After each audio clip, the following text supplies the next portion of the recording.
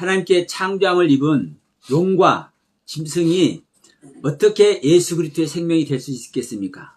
그런데 하나님께 창조함을 입은 용과 짐승이 예수 그리스도의 생명인 것을 알게 하시는 말씀.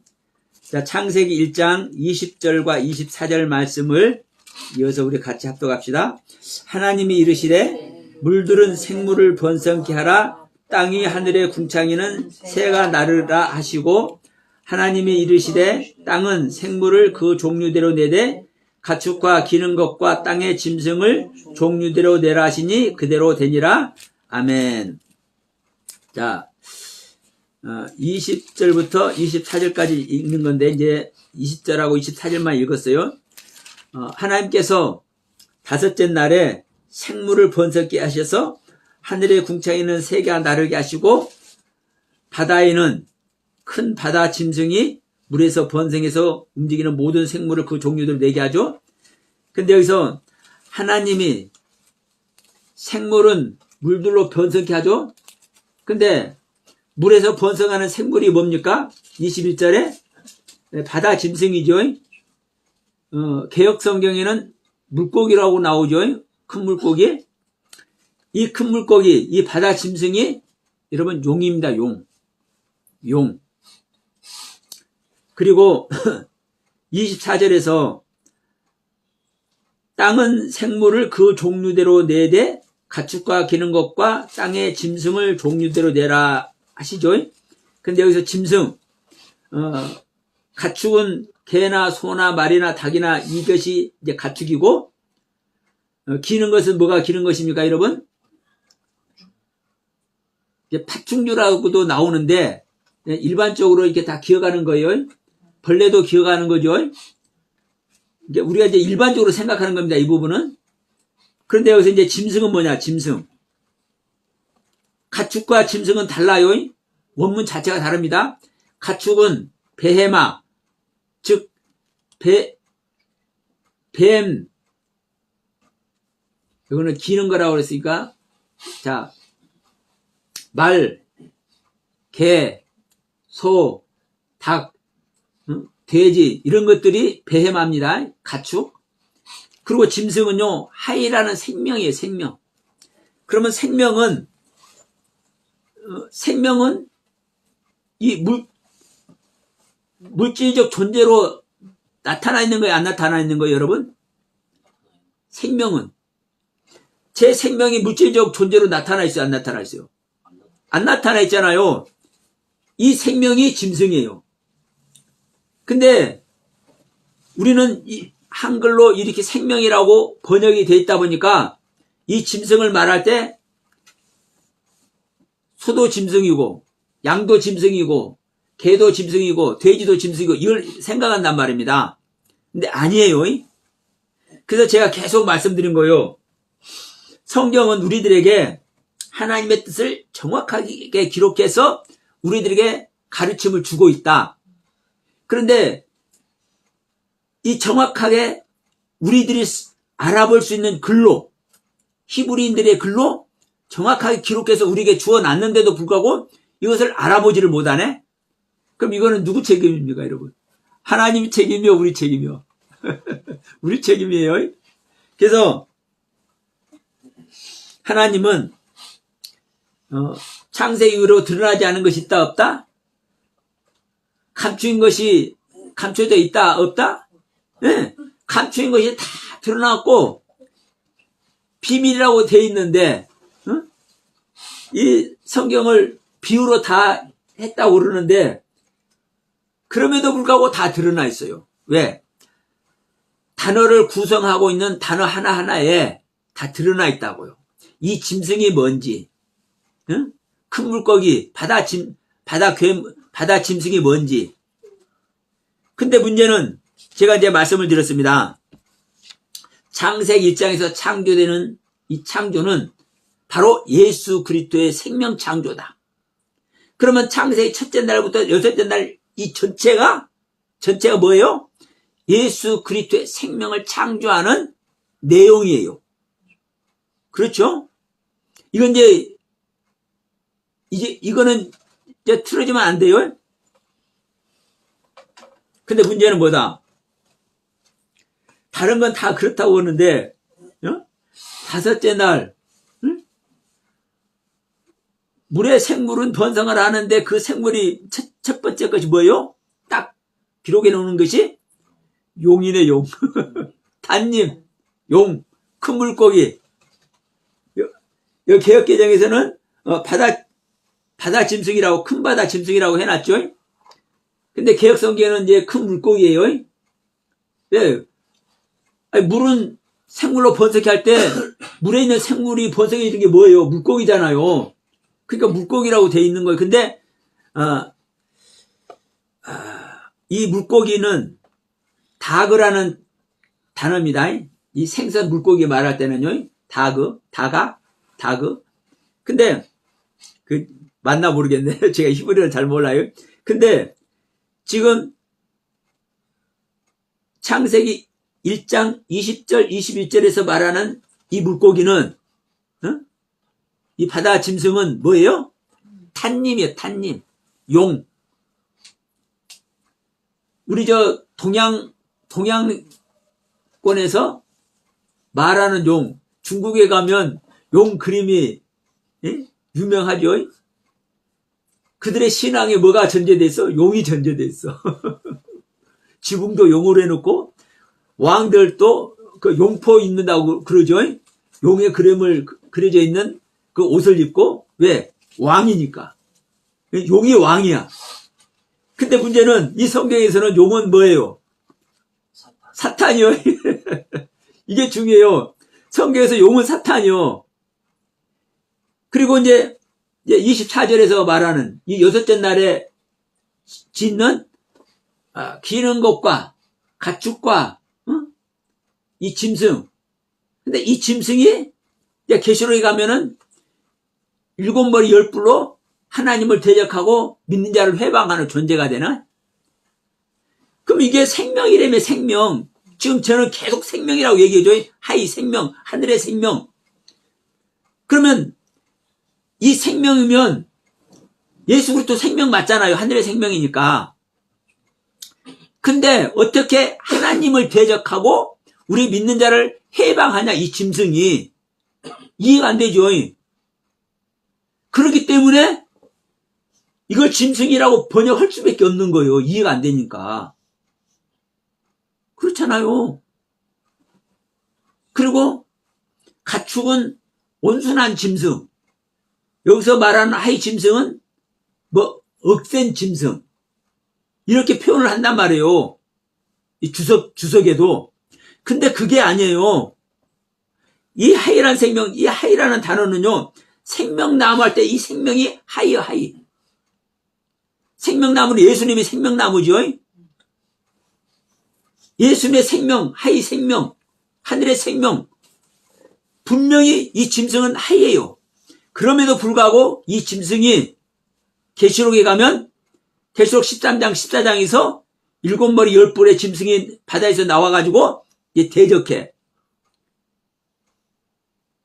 그러니까 이 다섯째 날 지음받은 용이나 짐승이나 새나, 새는 하늘을 나니까 정한 짐승이라고 함에도 불구하고 탄님도 네페시 하이, 영혼의 존재, 공중을 나는 새도 네페시 하이, 영혼의 존재, 기는 것, 벌레, 가축, 이 짐승도 네페시 하이, 영혼의 존재.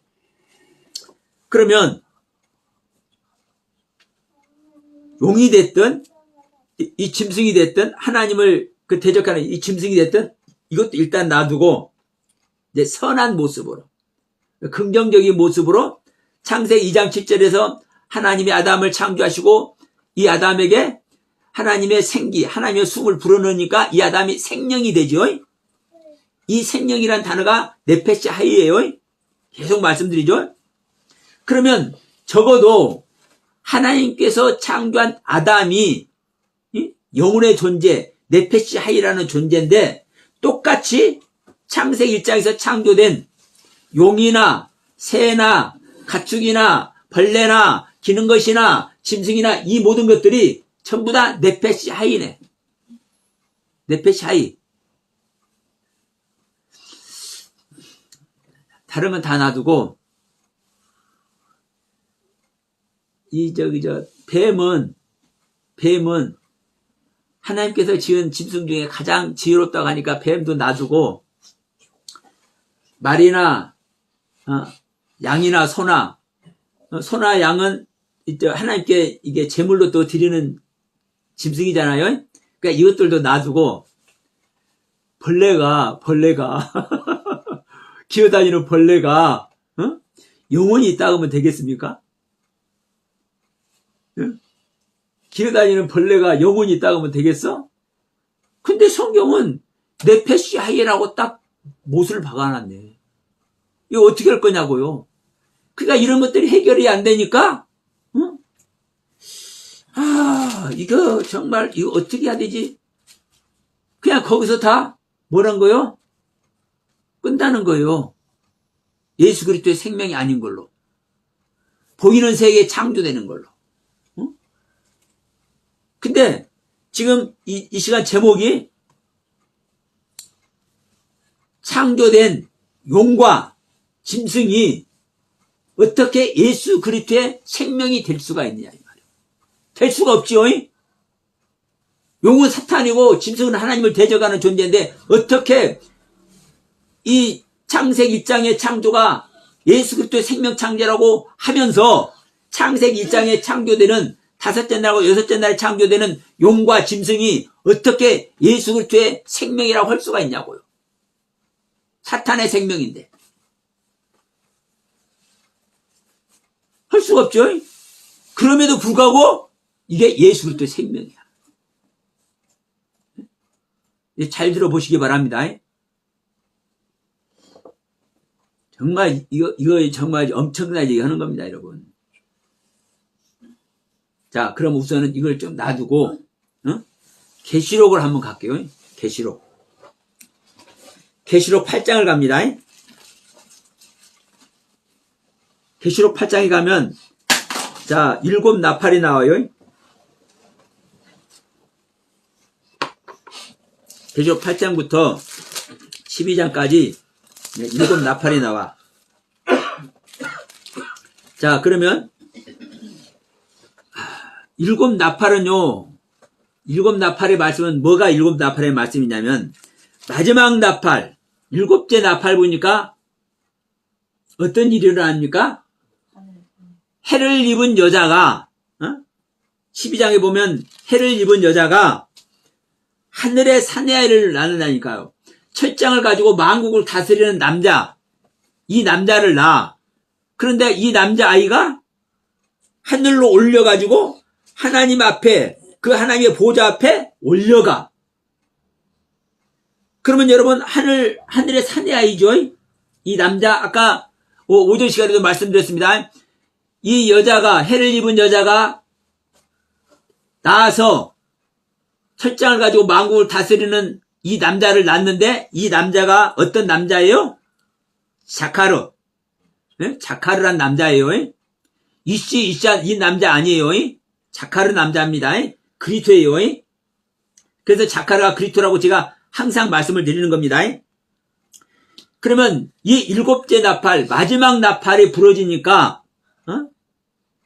이 하늘의 사내아이, 철장 권세를 가지고 만국을 다스리는 이 남자가 나는데 이 남자가 나서 하나님 앞에와 그 하나님 보좌 앞에 올려가요.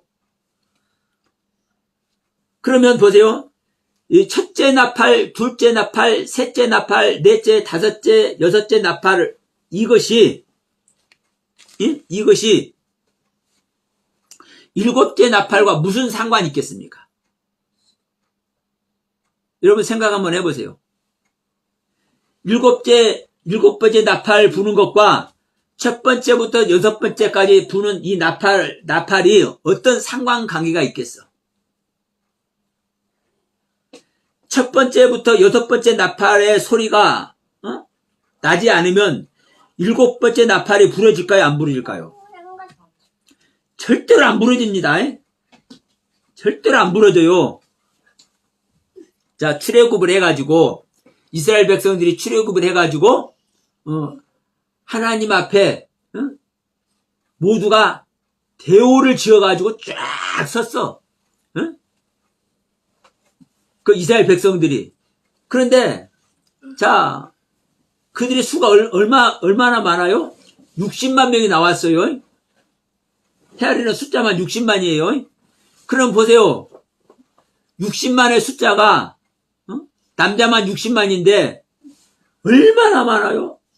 우리가 인간적인 인간의 생각으로 아이들과 여자와 노인까지 합하면 몇 명 돼요?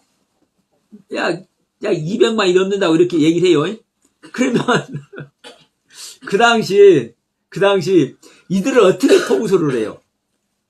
어떻게 통솔을 해? 그러면 이들 통솔하는 방법이 뭐냐? 나팔을 불면서 이 나팔 소리에 맞춰서 쉬기도 하고 전진하기도 하고 그런단 말이에요. 그러면 이 나팔 소리가 이 애굽에서 나오면서 가나안 땅이 들어갈 때까지 42 진지를 쳐요. 42번에 집을 지어 42단계의 그 단계를 넘어가. 그러면 첫 번째 단계에서 부는 나팔, 두 번째 단계에서 부는 나팔, 10번째 나팔에서 부는 10번째 단계에서 부는 나팔. 사실 나팔 소리는 똑같죠? 그런데 여러분 보세요. 자, 10번째 진지에서 출발하는 그 출발과 한 5번째 진지에서 출발하는 출발이 같겠습니까? 틀려요. 자, 이제 모압 평지까지 왔어. 41번째 진지까지. 이제 요단강 건너서 이제 길갈에도 이제 진을 또 쳐야 돼. 그러면 모압 평지 41번째 그 진지까지 왔는데 이때 이 나팔 불 때 출발을 해. 그러면 이 41번째 진지에서 출발하는 이 나팔 소리도 여전히 똑같은 거예요. 그런데 이때 출발하는 그 사람들과 10번째 진지에서 출발하는 사람들이 똑같은 사람일까요? 완전히 달라요. 41번째 진지에서 출발하는 사람은요, 전부 다 새것이 된 존재예요.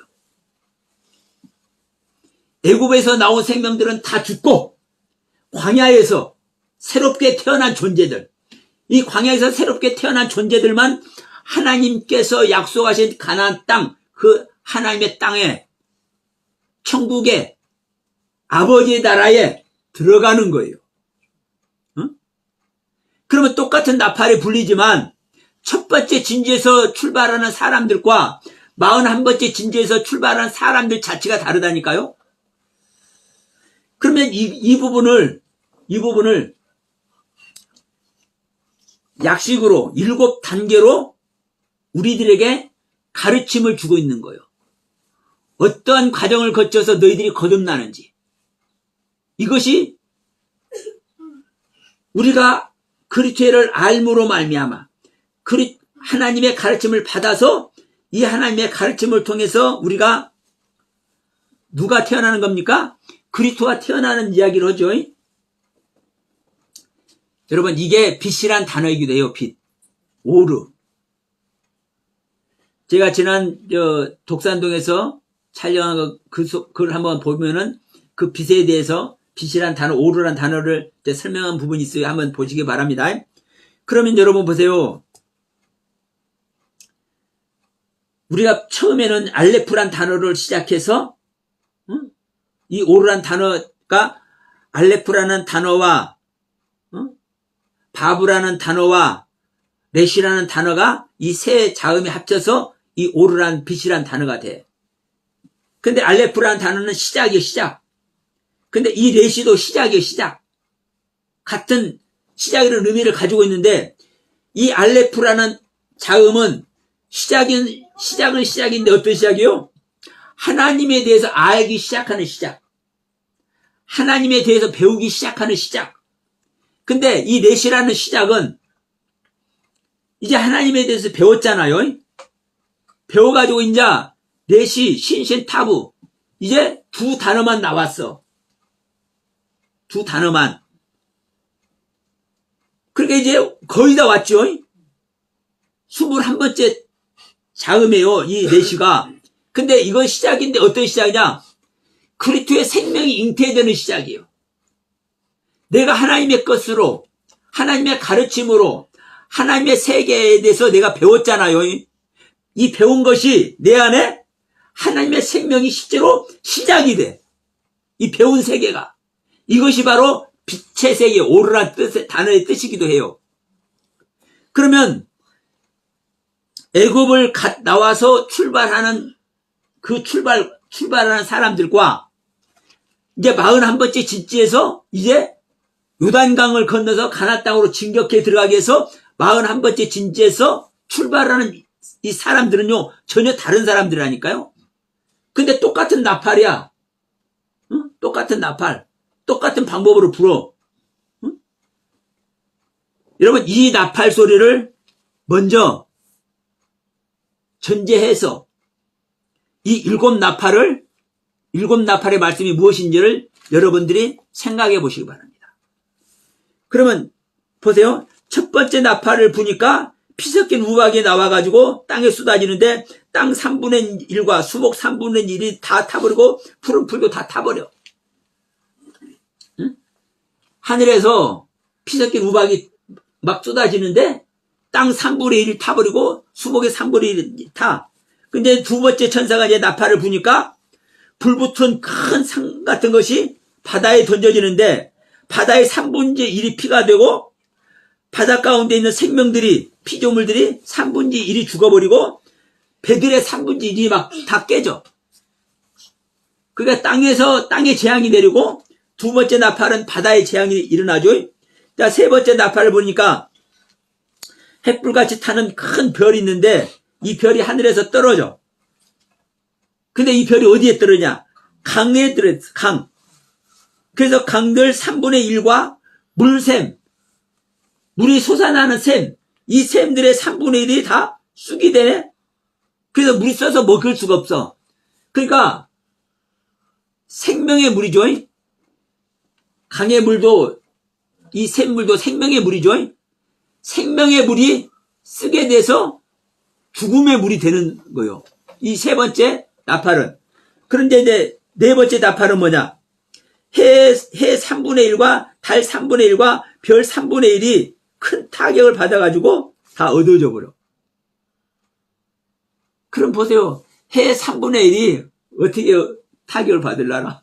달 3분의 1, 별 3분의 1이 어떻게 타격을 받으려나? 그러니까 하늘의 것이 타격을 받아.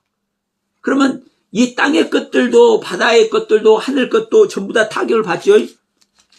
근데 이제 다섯 번째 나팔을 보니까 큰 이제 하늘에서 별이 하나 떨어지는데 무저갱이 열쇠를 받아가지고 무저갱이를 열어버려. 구멍에서 막 연기가 나와가지고 황충의 연기가 나와가지고 이제 고통스럽게 해.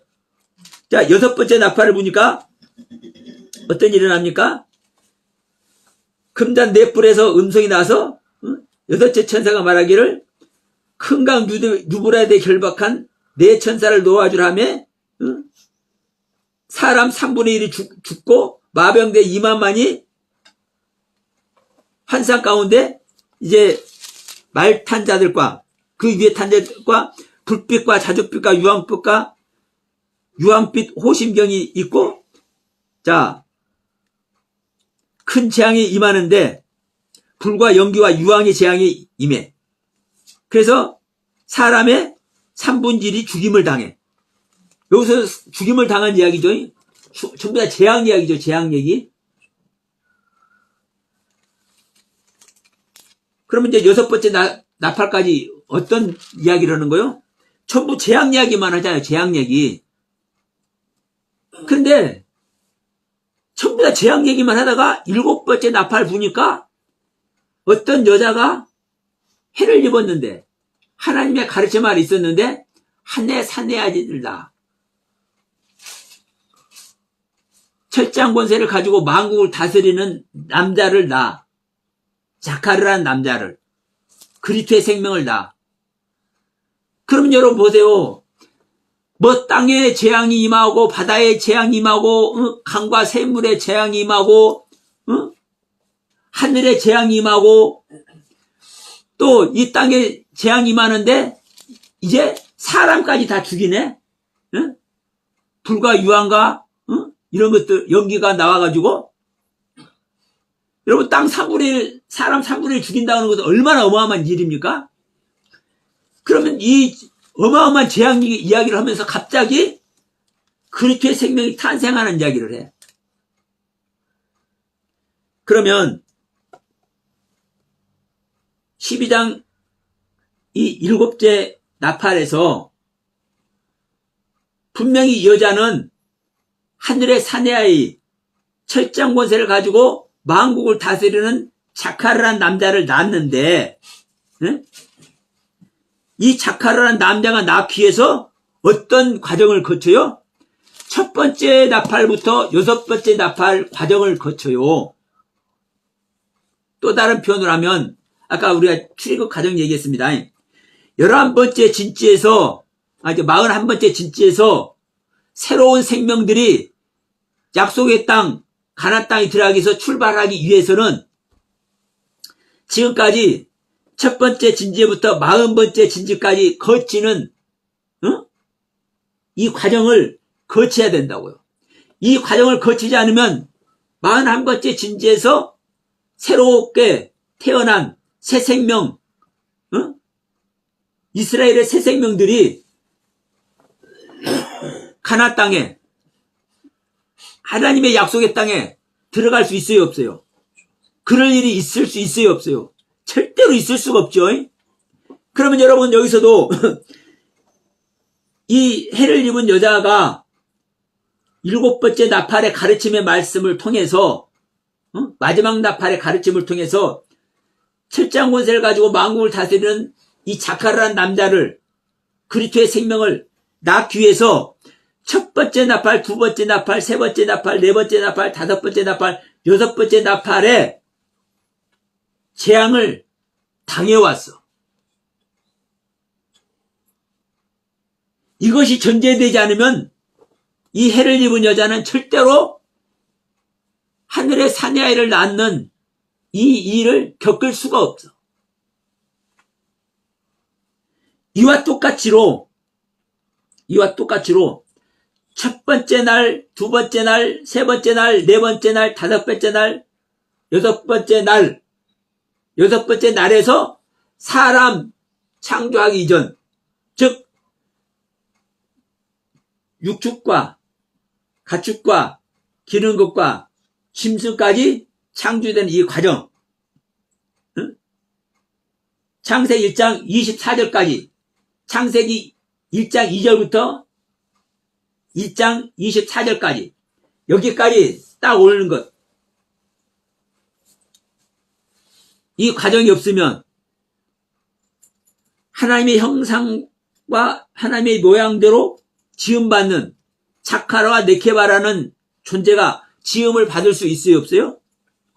네, 절대로 없는 거예요. 그러면 이제 본격적으로 이제 다시 돌아갑니다. 다시 돌아가요. 창세기 1장으로.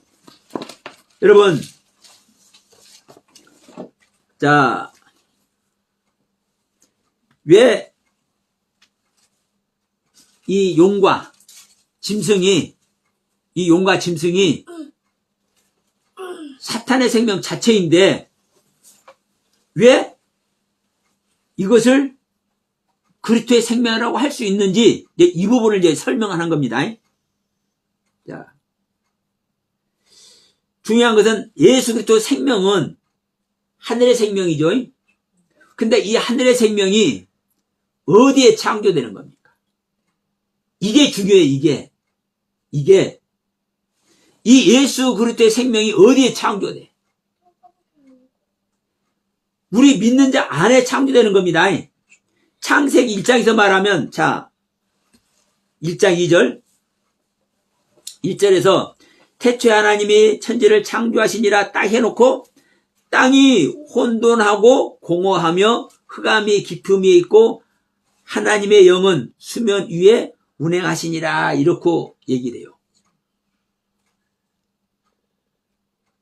그 다음에 3절에서 하나님이 이르시되 빛이 있으라 하시매 빛이 있었고 이렇게 나와. 여기서 이제 잠깐 제가 어느 저기 카이스트의 그 교수님으로 있는 분이에요. 김명현 교수라고. 그분이 이 성경 강해를 그분이 과학자인데 상당히 재밌게 머리에 쏙쏙 들어오게 이 과학적인 그 지식을 가지고 기가 막히게 말씀을 잘해.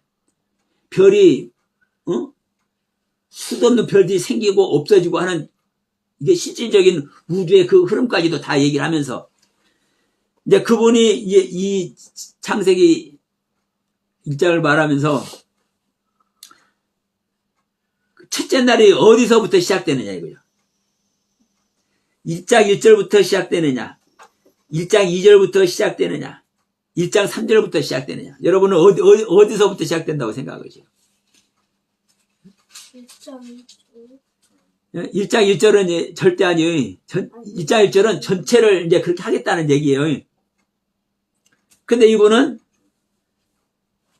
자, 1장 2절에서 땅도 나오고, 수면도 나오고, 그러죠? 그래서 세 번째 날에 땅이 나오는데, 이거 나와버리면 안 되잖아. 그러니까 2절도 이것도 미리 말한 거라고 얘기를 해. 그러면서 첫째 날이 사실은 1장 3절에서 시작된다고 얘기를 해요. 1장 3절에서. 근데 그렇게 볼 수도 있어. 그렇게 될 수도 있어요. 근데 그렇게 될 수도 있다고 제가 그랬지, 그것이 진리라고는 안 했어요. 근데 제가 보는 관점은 1장 3절부터 첫째 날이라고 말한 것은 진리가 아니라고 저는 생각을 해요. 1장 2절부터요. 왜냐? 여러분, 하나님이 아무 때나 빛이 있으라고 하는 것이 아니에요. 왜 빛을 있게 하는지 그 이유가 있는 거예요. 우리 모든 사람에게 빛을 있게 해요? 그런 하나님이 아니에요. 하나님은 은혜 베풀 자에게 은혜 베풀고 긍휼히 여길 자에게 긍휼히 여기시는 겁니다. 그러면 또 다른 편으로 하나님이 빛을 있으라고 하셨죠. 이게 첫째 날이라고 얘기를 해요. 그럼 빛을 어디에 있게 해? 어디에? 아무도 없는 세계에? 허공에? 그러니까 여러분, 이 논리 자체가 성립이 안 되는 겁니다. 첫째 날은요, 2절부터 시작이 되는 거예요. 왜냐? 땅이 딱 나오는데, 이 땅의 상태가 어떤 상태요? 혼돈하고, 공허하고, 흑암이 깊음이 있는 무적행의 땅이에요. 이 땅을 하나님이 어떻게 운행해봐요? 하나님의 영이 그 수면에 그것이 가지고 있는 말씀의 세계에 쫙 운행해봐. 살펴봐. 여기서 운행한다라는 단어는요, 닭이 알을 품고 있는 것과 같이 품는다는 뜻입니다. 그러면 닭이 여러분 알을 왜 품습니까? 닭이 알을 왜 품어? 병아리 깨려고, 부화하려고, 자기 새끼 낳으려고 알을 품잖아요. 그럼 닭이 알을 품을 때 얼마나 정성스럽게 품어요? 여기 유튜브 그런 같은 거 보면은 뱀이 와도 피하지도 않대, 닭이. 그 알 품고 있을 때. 그렇게 정성스럽게 닭이 알을 품는 것이 그렇게 정성스럽게 품는 거예요. 그러니까 땅이 있는데 이 땅이 혼돈하고 공허하고 흑암이 깊음이 있는 땅인데 하나님은 이 땅을 쫙 살펴봐. 운행해봐. 이 땅이 어떤 땅인지를 살펴본단 말이에요. 이 살펴보는 게 어떻게 살펴봐요? 닭이 알을 품는 모습으로 살펴봐. 그러면서 이 땅이, 야, 진짜 네가 혼돈과 공허와 흑암의 그 생각을 가지고 있느냐? 이것이 확인되는 순간 와, 이놈 봐라, 이 기특한 놈 봐라 하면서 그래, 내가 은혜를 베풀겠노라 하면서 빛이 쓰라는 거예요. 그 혼돈과 공허와 흑암의 기쁨이 있는 그 땅에게. 왜? 그 땅이, 혼돈과 공허와 흑암을 고백하고 있는 그 땅이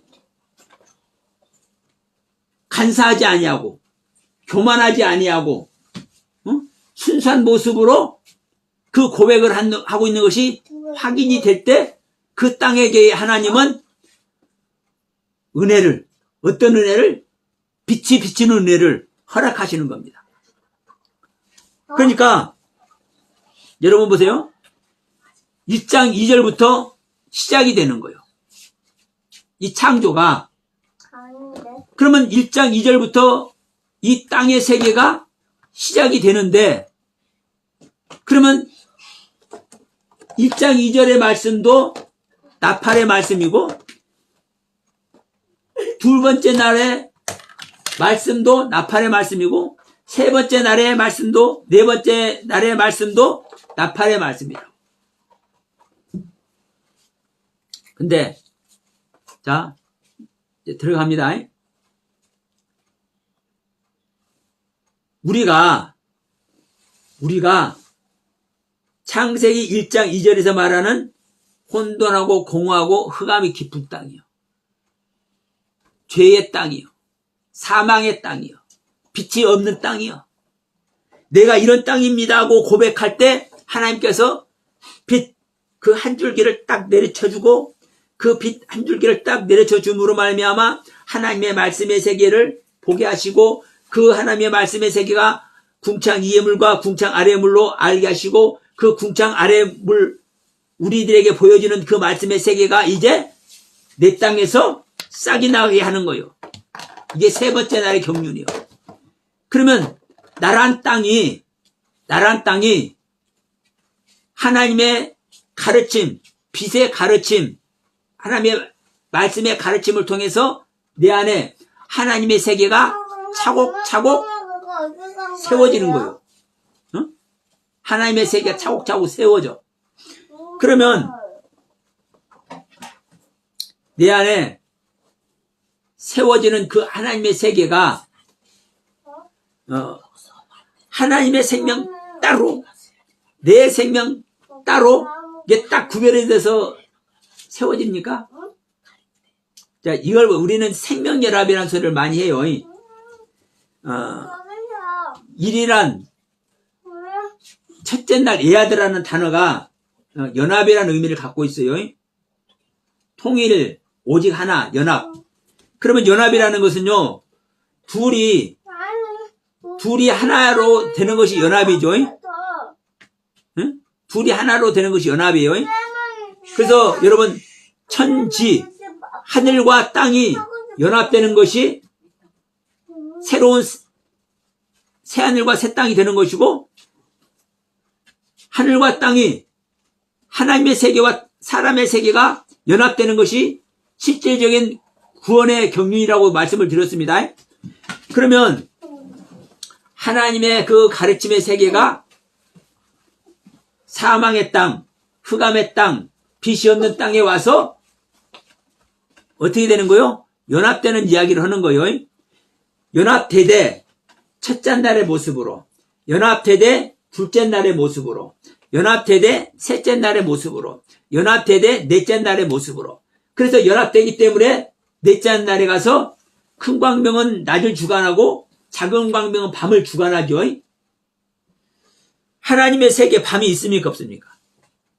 하나님의 세계. 하나님의 세계는요, 7날의 빛보다도 더 밝은 것이 하나님의 세계입니다. 밤은 우리에게만 있는데 우리가 밤인 거예요. 그러니까 우리라는 밤 속에 하나님의 낮에 오르 빛이 들어와서 이것이 연합되기 시작하는 거예요. 그러니까 넷째 날의 모습으로 연합되고 다섯째 날의 모습으로 연합된 것이 뭐예요? 큰 물고기, 용의 모습이고 여섯째 날의 모습으로 연합된 것이 기는 것, 짐승의 모습인 거예요. 그러면 분명히 말했습니다. 여러분, 첫째 날부터 여섯째 날의 모습이 하나님의 형상과 모양이라고 합니까? 안 합니까? 하나님의 온전한 것이라고 합니까? 안 합니까? 안 하지요. 자, 다섯째 날의 용도, 여섯째 날의 짐승도 네페시 하이라고 말한단 말이에요. 그런데 그리스도의 생명은 네페시의 생명이 아니에요. 어? 하이의 생명만이지. 그런데 이 짐승까지 지어놓은 상태에서 마지막 사람 지을 때 우리의 형상과 우리의 모양대로 사람을 만들자.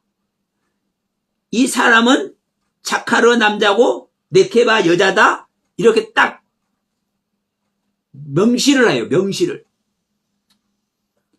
그럼 이게 하나님의 모습이라고 얘기를 하는 거예요. 이게 자카르의 모습, 하나님의 모습. 하나님도 남성 명사, 여성 명사, 중성 명사가 있습니다. 그래서 저기 어떤 데서는 어머니 하나님을 찾고 있죠. 그 어머니 하나님을 찾는 것이 여러분 성경적으로 전혀 틀린 것은 아닌데 그건 잘못된 거예요. 사실은요 아버지 하나님을 얘기를 해요. 어머니 하나님도 사실은 여성 명사가 있기는 있지만 성경적으로 보더라도 여성 명사가 있기는 있지만 어머니 하나님이라는 표현을 안 해요. 그런데 하나님은 하나님의 형상과 모양대로 하나님의 겉모습과 하나님의 속모습대로 사람을 만드는데 이것이 자카르고 네케바라고 이 사람 만들 때 딱 얘기를 한단 말이에요. 그 말은 지금까지 첫째 날부터 여섯째 날의 짐승까지는 하나님께서 우리 믿는 자 안에 뭐를 주었습니까? 가르침으로 연합되게 했잖아요. 연합되게 했어. 그런데 이 마지막 마지막 창조가 누구예요? 그리스도라고요. 그리스도. 일곱째 날 마지막 창조가 해를 입은 여자가 철장 권세를 가지고 만국을 다스리는 자카르 남자를 낳잖아요. 똑같이 여섯째 날 마지막 창조 때 하나님의 형상과 모양을 한 자카르 남자를 네케와 여자를 낳는다니까. 이건 그리스도의 생명이라니까. 네케바는 땅의 경륜으로 생명을 낳는 존재입니다. 자카르는 생명의 씨를 주는 존재고 예수님은 자카르 생명의 씨를 주는 존재로 우리에게 생명을 주기도 하지만 또 우리를 낳기도 하는 겁니다. 네케바의 경륜으로. 여러분 이게 어마어마한 소리입니다. 사실은. 응? 예, 알아듣지를 못해서 그런 것이지. 그러니까 여러분 담아두시기 바랍니다. 어느 날 열리는 날이 있을 거예요. 그러니까 자 첫째 날부터 여섯째 날 짐승의 그 경륜까지는 내 안에 가지고 있는 거예요. 사망과 어둠의 생명인 나하고 연합된 하나님의 가르침이에요. 근데 이것이 마지막 나팔에는 뭐예요? 순전한 하나님의 생명으로 태어나는 거예요. 자, 첫째 나팔부터 여섯째 나팔까지 전부 다 재앙을 받죠. 이 재앙을 사실은요, 이 재앙이 누구에서 일어나는 재앙입니까? 해를 입은 여자에게 일어나는 재앙인 거예요. 응? 해를 입은 여자에게 일어나는 재앙인 거예요. 우리가 하나님의 생명을 얻기 위해서는 그 생명 얻기 위해서 나의 모든 것들을 깨트려지고 벗어지고 부인되는 이 세계를 말하는 거예요. 그러니까 창세기 3장 16절 하와가 생명을 얻는 것이 남편을 사랑해서 자식을 낳는데 어떤 고통이 더해요? 잉태의 고통을 크게 더한다고 하잖아요. 사람에게는 잉태의 고통이 없는데 하나님의 생명을 잉태하는 고통이 그만큼 큰 것을 얘기하는 것이고, 그 큰 고통이 첫째 나팔부터 여섯째 나팔까지의 이 고통인 거예요. 이 고통이 일곱째 날에 첫째 권세를 가지고 만국을 다스리는 하늘 생명, 자카르의 생명, 자카르 남자를 낳는 거라니까. 이게 우리 믿는 자 안에 오는 그리스도라니까. 그러니까 창세기 1장에서도 똑같은 거요. 첫째 날부터 여섯째 날 짐승까지 창조된 이 전체 과정이 우리 믿는 자 안에서 일어나는 겁니다. 혼돈과 공허와 흑암의 기품을 고백하고 있는 이 땅에서 일어나는 거예요. 그러면 이 땅에서 일어나서 이 땅이 가지고 있는 가르침의 세계가 결국 뭡니까? 짐승이고, 그것이 용이고, 그것이 새예요. 근데 이 부분이 이제 마지막 완성의 생명, 하나님의 형상과 모양을 한 사람, 남자 사람, 여자 사람, 자카르 남자, 네케바 여자, 이것으로 완성되는 겁니다. 그러니까 보세요.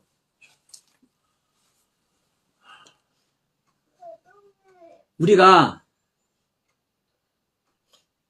자카르가 돼야 되겠어, 안 돼야 되겠어? 해를 입은 여자가 낳는 첫장 관세를 가진 이 자카르 남자가 돼야 되겠어, 안 돼야 되겠어요? 이걸 돼야 되는 겁니다. 근데 이게 안 되면 바로 여섯째 날 나팔의 경륜만 있어도 어떤 모습이 되는 겁니까? 내가 고통받고, 내가 죽임을 당하고, 내가 완전한 저주 아래 있는 이 모습이라니까. 이게 어떤 모습이에요?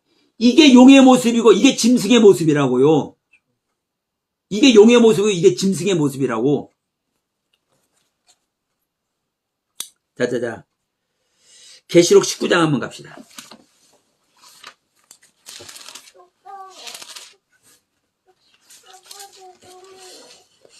자, 계시록 19장 20절 보면 이렇게 말씀합니다. 짐승이 잡히고 그 앞에서 표적을 행하던 거짓 선지자도 함께 잡혔으니 이는 짐승의 표를 받고 그의 우상에게 경배하던 자들을 표적으로 미혹하던 자라. 이 둘이 산채로 유황불 붙는 못에 던져지고 그 나머지는 말탄 자의 입으로부터 나오는 검의 죽음에 그 모든 새가 그들의 살로 배불리리라. 여기서 짐승이 두 번 나오죠. 처음에 짐승이 잡히고, 그리고 그 앞에서 표적을 행하던 거짓 선지자도 함께 잡혔고, 이는 짐승의 표를 받고 있는 선지자라고 얘기를 하죠. 이는 짐승의 표를 받고 그의 우상에게 경배하는 자들이라고 얘기를 하죠. 그러면 이 짐승과 짐승의 표를 받는 짐승, 이 두 나오죠. 이 두 짐승이 하이입니다. 하이. 생명 하이. 근데도 이 짐승은 어떤 짐승이에요? 사망의 생명, 흑암의 생명과 연합되어 있는 짐승이에요. 그러면 사망의 생명, 흑암의 생명과 연합되어 있는 이 짐승이 뭘 해버려야 됩니까? 이 짐승으로 있는 것이 아니라 거기서 탈바꿈을 해서 뭐가 돼야 되는 거요? 자카르 생명이 돼야 돼요. 자카르 남자가. 근데 자카르 남자가 되지 않고 여전히 짐승 단계에 있는 존재들은 저주 아래 있는 겁니다. 첫 번째 나팔부터 여섯 번째 나팔까지의 그 가르침을 받았다 할지라도 마지막 나팔 그 하나를, 그 마지막 나팔의 그 가르침을 받지 못하면 어떤 모습인 거예요? 여전히 짐승의 모습이고, 여전히 사망의 생명, 흑암의 생명과 어둠의 생명과 연합되어 있는 생명인 거예요. 우리가 하나님의 말씀을 배우고 익히고 은혜 받고 이렇게 하고 있어도 여전히 사망의 생명, 여전히 흑암의 생명, 빛이 없는 생명이에요. 내가 자카르가 되어야만, 오르 빛이 되어야만, 내가 그리스도의 생명이 되어야만 우리는 구원에 들어가는 거예요. 근데 내가 자카르 생명이 되지 못하고 오르 빛의 생명, 성령으로 연합되지 못하면 그 전 단계, 짐승의 단계, 이 짐승이 하이 생명이라고 그랬습니다. 이 짐승의 단계, 용의 단계에 있으면 여전히 저주 아래 있는 거예요. 여전히 사망의 생명이고 여전히 어둠의 생명이에요. 근데 이 어둠의 생명이 있는 자는 뭐라고 합니까? 뒤에 가서 이 둘이 산채로 유황불 붙는 못에 던져오니라. 산채로. 이 산채로란 단어가요, 우리가 볼 때는 살아있는 모습으로잖아요. 뒤가 이제 살아있는 모습으로 땅이 흡수해버리기도 하고, 이제 이런 표현이 나오기도 해요. 근데 이 산채로란 단어가 뭐예요? 하이란 단어예요. 네? 하이. 짐승이란 단어 같은 단어예요. 이해 안 되겠지만. 그럼 보세요. 하나님의 생명으로 가르침을 받고 있다 할지라도 자카르 생명이 되지 않으면 그 생명은 산채로 지옥불에 들어가는 거예요. 다시 표현할게요. 우리가 하나님의 가르침을 받고 있어도, 하나님의 가르침을 받고 있어도 첫째 날, 두 번째 날, 세 번째, 넷째, 다섯째, 여섯째 날에 짐승의 단계까지만 가르침을 받으면 그 여섯째 날까지 가르침을 받는 그 상태도 하나님의 생명이 들어가 있는 겁니다. 하이 생명이. 그런데 자카르 네케바가 되지 못하면 이 생명도 여러분 지옥불에 들어가는 거예요. 이 생명이. 그래서 하이의 생명이라 할지라도, 하나님의 생명이라 할지라도 뭐가 되어야 되는 거야? 하나님의 형상과 모양대로, 하나님의 속성, 하나님의 겉모습을 하고 있는 그 자체로 뭐가 되어야 되는 겁니까? 탈바꿈이 돼야 돼. 자, 우리가 매미가 애벌레가 되었고 나방이 될 때까지 몇 년 동안 있어야 돼요? 7년 동안 있어야 돼요. 어떤 저기는 4년 동안 있는 것도 있대. 그러나 어쨌든 우리가 일반적으로 알기는 이 매미가 나방에 대해서 올라가려면 7년 동안 이 애벌레 상태로, 이 번데기 상태로 있어야 돼. 그럼 보세요. 매미가 6년 하고 절반 왔어. 이제 6개월만 있으면 이 번데기를 벗고 이제 날개를 펴고 하늘로 올라갈 수 있어. 근데 6년하고 6개월 됐는데 거기서 딱 멈췄어. 나방이 돼요, 못 돼요? 네? 그 번데기 상태, 애벌레 상태에서 죽는 거예요. 이해돼야 안 돼요? 되죠? 우리가 예를 들어서 과일을 먹어도 우리 지난번에 추수에 대해서도 얘기하지 않습니까? 우리가 싹이 나서 줄기가 나오고 가지가 뻗고 잎이 나오고 꽃이 피고 열매 맺는다. 근데 열매 맺어도 사과가 이렇게 열매 맺었어. 근데 이 열매 맺었다고 곡간에 들어가요, 안 들어가요? 안 들어갈 수 있다니까. 옆에 소가 지나가다가 소가 따먹을 수도 있어. 저희 집에 감나무가 있었는데, 그 밭 갈다가 소들이 다니면서 감나무가 휘어져서 이게 밭으로 쪽으로 이렇게 나오니까, 소가 감 잘 먹습니다. 소가 감을 따먹어. 그러면 감이 이렇게 튼실하게 연그렀는데도 불구하고 아직 익어가지고, 노랗게 익어가지고, 곡간에 들기 전에 누가 먹어버렸어? 소가 먹어버렸어. 이거 수확이 되는 거예요, 안 되는 거요? 안 되는 거죠. 이게 사망의 생명이라니까요, 여러분. 그래서 수장절이 중요한 거예요. 장막절, 수장절. 너희는 1년에 3차 반드시 이 절기를 지키라. 무교절과 칠칠절과 수장절 이 세 절기를 반드시 지키라고 하죠.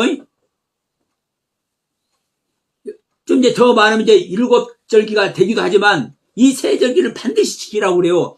근데 이 수장절이 뭐예요?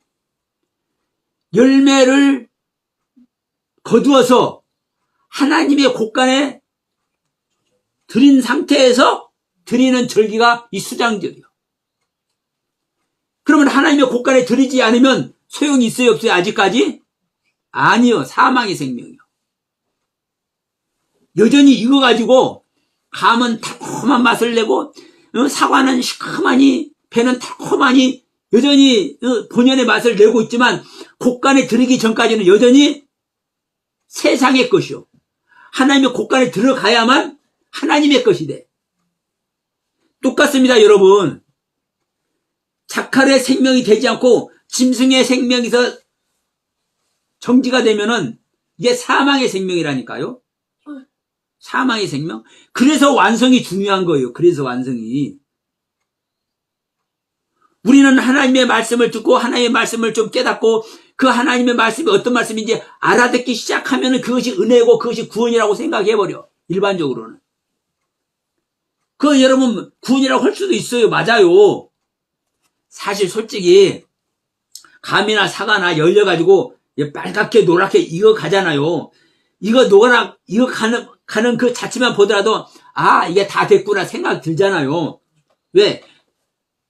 특별한 일이 없는 경우에는 이게 곳간에 들어갈 수 있으니까 주인의 손에 들어갈 수 있으니까 그럼에도 불구하고 주인이 따기 전까지는 세상의 것이라니까.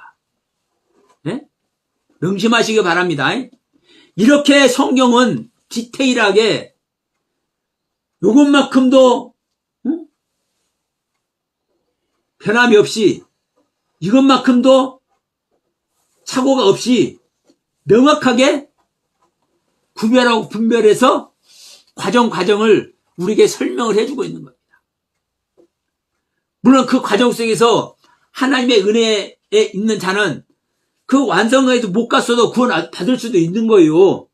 그러나 중요한 것은 하나님은 법대로 일하시는 줄 믿습니다.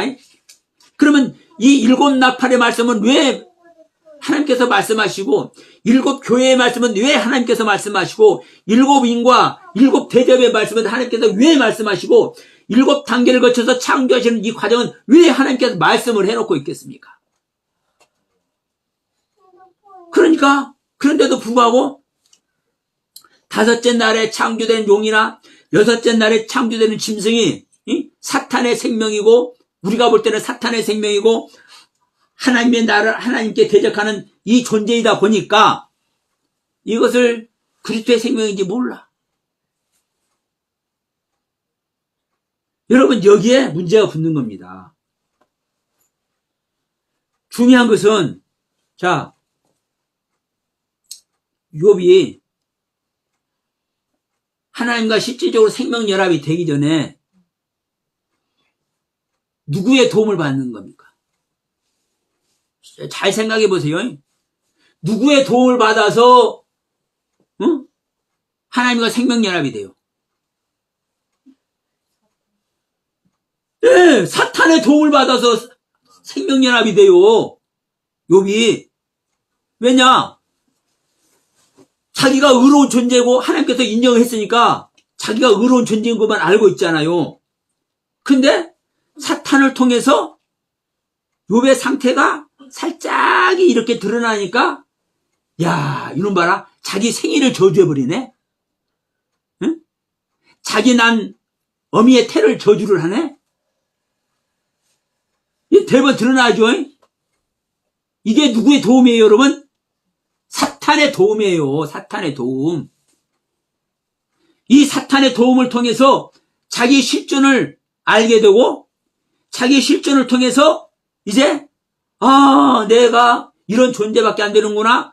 비로소 깨닫게 되니까 나중에 그 하나님의 그 설명을 듣고 아이고 하나님 그렇군요. 내가 지금까지 이 귓구멍으로 소문으로만 들었던 하나님의 세계를 이제 눈으로 봅니다 하고 실제로 주님과 이제 하나 되는 생명 속에 들어가잖아요.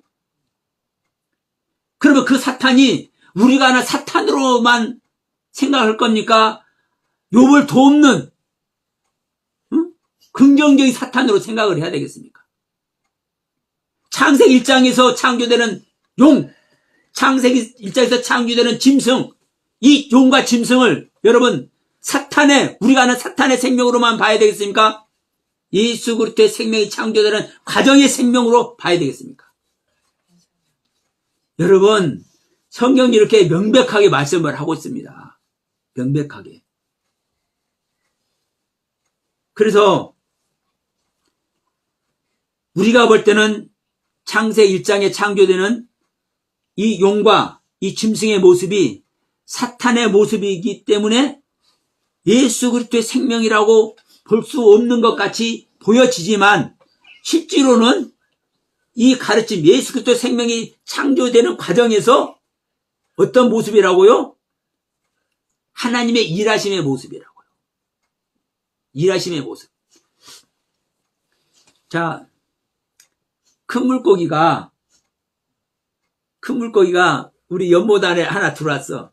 그러면 그 큰 물고기는 어떻게 해야 사는 거요? 예? 큰 물고기가 살려면 어떻게 해야 살아요? 그 연못에 있는 다른 거 다 잡아먹여 살잖아요. 예? 나란 땅에 혼돈과 공허와 흑암이 기품이 있는 나란 땅에 생명의 활동을 하는 이 생명이 딱 들어왔어. 그게 뭐예요? 용이요. 그러면 이 용이 살려면 뭐를 해야 살아? 자기 생명이 아닌 다른 생명을 잡아먹여야 사는 거요. 그럼 어떤 생명을 잡아먹는 거요? 나란 존재의 옛 생명을 잡아먹는 거예요. 예? 이게 뭐고? 재앙이고, 이게 고통이고, 그래서 첫째 나팔부터 여섯째 나팔까지 그 전체가, 저주받는 모습, 재난당하는 모습이잖아요. 그러니까 내 안에 용이 창조됐는데 이 용이 살려면 뭘 해야 돼? 자, 예수님이 이 땅에 왔을 때 예수님의 생명 하나 살리려고 어떤 생명 다 죽여요? 이 세상에 있는 생명들 다 죽이잖아요. 2살 이하로. 듣는 귀가 있길 주의로 축원드립니다. 그러니까 여러분 이 용의 생명이 어떤 생명이에요? 실질적인 예수의 가르침을 통해서 하나님의 가르침을 통해서 그리스도의 생명이 탄생되는 가장 먼저 활동하는 활동이에요. 그런데 이 활동이 그리스도의 활동이다, 하나님의 활동이다 하는 것이 용이요. 오늘날 여러분 똑같습니다. 교회에서 특히 우리 목사님들이 조금 깨달으면 자기가 깨달은 것만 채워요. 목사님들만 그러나요? 저는 이제 이 영성 운동하고 이렇게 말씀 세미나 한 데를 제가 좀 이렇게 많이 관계하다 보니까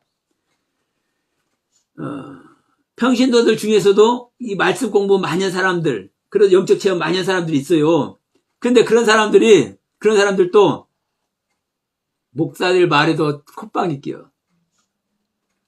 목사들이 갖고 그것도 모르냐고 오고, 자기가 아는 것이 최고예요. 이게 어떤 모습이에요? 이게 용의 모습이고 이게 짐승의 모습인 거예요. 이게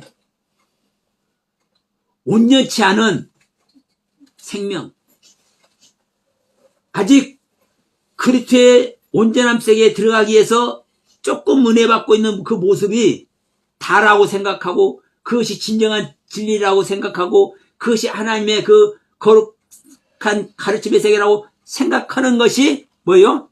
이게 용이고 이게 짐승이야. 그래서 그 상태에서 더, 자, 애벌레가 자기의 그 번데기를 벗고, 응? 나방이 되듯이, 나방이 되지 못하고 그 상태가 있으면 뭐요? 그게 용이고 짐승이라니까요. 근데 거기서 탈바꿈을 해야 돼. 응? 이 날개를 펼칠 수 있는 이 나방으로, 응? 하나님의 형상과 모양인 자카르와 네케바의 남자와 여자로, 해를 입은 여자가 낳은 첫장 곳에 가지고 만국을 다스리는 자카르라는 남자로 탈바꿈을 해야 돼.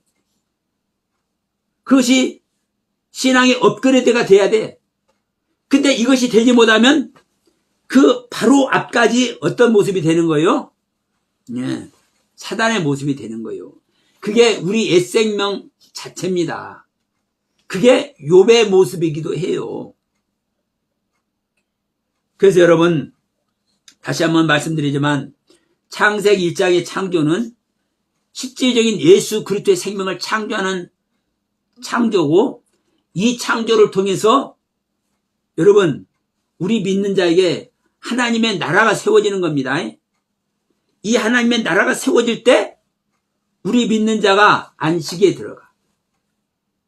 솔직히 우리가 안식에 들어갈 수 있습니까? 들어갈 수 있는 존재입니까? 하나님이 안식에 들어가기 때문에 우리가 안식에 들어가는 거예요. 예? 내 안에 그리스도의 생명, 자카르의 생명이 탄생하면 하나님께서 하실 일을 다 하잖아요. 그래서 하나님이 안식에 들어가는 거예요. 그 하나님을 우리가 뭘 할 때? 소유할 때 우리도 안식이 들어가는 거예요. 우리 주기도문 보면 하늘에 계신 아버지여 이름이 거룩히 여김을 받으시오며 아버지의 뜻이 하늘에서 이룬 것까지 이 땅에서 이루어지다죠. 그리고 아버지 이름이 뭘 어떻게 되기를 원해요? 왜 거룩하게 되기를 원해? 근데 여러분, 그 아버지 이름이 어디서 거룩하게 되냐고요? 아버지는 거룩하라 하지 않아라 해도 거룩해요. 다만 그 의미는요, 그 주기도문에서 아버지 이름이 거룩하게 되기를 원하나이다는 그 주기도문에서 하는 그 의미는 우리 안에서, 내 안에서 내가 가르침받는 그 가르침의 세계에서 아버지의 이름이 거룩하게 되는 거예요. 아버지 이름이. 그래서 그 아버지의 이름으로 말미암아 하늘에서 이룬 것 같이 이 땅에서 나의 세계에서도 이루어지다라고 기도하는 모습이고, 그래서 다시 한번 말씀드리지만 우리는 예수 그리스도의 생명을 반드시 소유하는 존재가 되어야 된다. 예수 그리스도는요, 우리한테 어떻게 온다? 창조되어서 온다. 자, 이 말씀만 하고 마치도록 합니다. 자, 에베소서 4장 말씀입니다.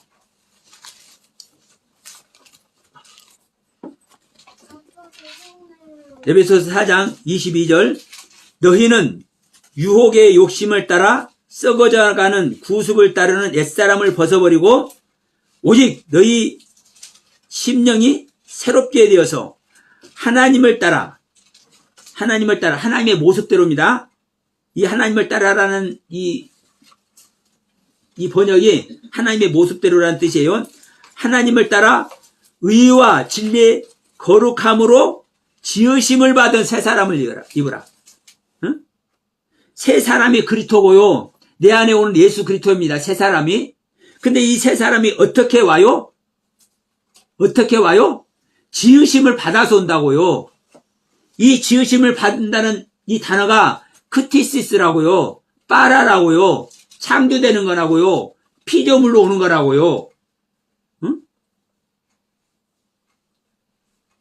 실질적인 이 크티시스라는 단어예요. 피조물, 창조, 똑같은 단어예요. 히브리어 빠라, 창조. 헬라어 크티시스, 크티조. 그러니까 내 안에 오는 새 사람, 즉 내 안에 오시는 예수 그리스도로는요, 창조돼서 온다고요. 지음받아서 온다고요. 무작정 주님이 오십니다가 아니에요. 주님이 오십니다 아니요. 그 주님이 어떻게 지음받아요? 어떤 과정을 갖추고? 창세기 1장 첫째 날부터 여섯째 날의 과정으로 지으심을 받는 거예요. 자카리의 남자로, 네케바의 여자로 그 경륜의 가르침을 온전히 깨닫고 따르는 여러분 되시길 주의 이름으로 간절히 축원해 드립니다.